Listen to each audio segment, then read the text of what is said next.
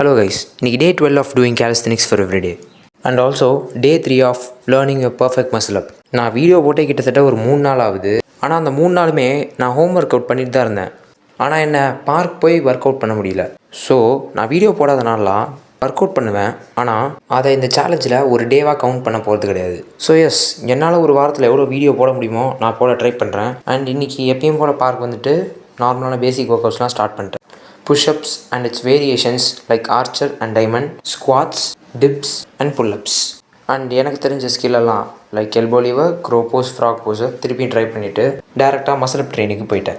இன்றைக்கி எனக்கே ஸ்விங் பண்ணும்போது நேற்றோட ஒரு நல்ல பவர் தெரிஞ்சுது. அண்ட் புதுசாக மசில் அப்க்கு ப்ராக்டிஸ் ஸ்டார்ட் பண்ணும்போது எனக்கே இப்போ தான் தெரிஞ்சுது நம்ம ஸ்விங்கை நல்லா ப்ராக்டிஸ் பண்ணணும்னு. நான் ரெகுலர் புல்லப் எடுக்கிறதுக்கும் நான் ஸ்விங் ப்ராக்டிஸ் பண்ணுறதுக்கும் ரொம்பவே டிஃப்ரென்ஸ் இருக்குது. நான் ஸ்விங் பண்ணும்போது என்னால் செஸ்ட்டை மேலே வரைக்கும் எடுத்துகிட்டு போக முடியும், ஆனால் புல்லப்ஸில் அப்படி கிடையாது.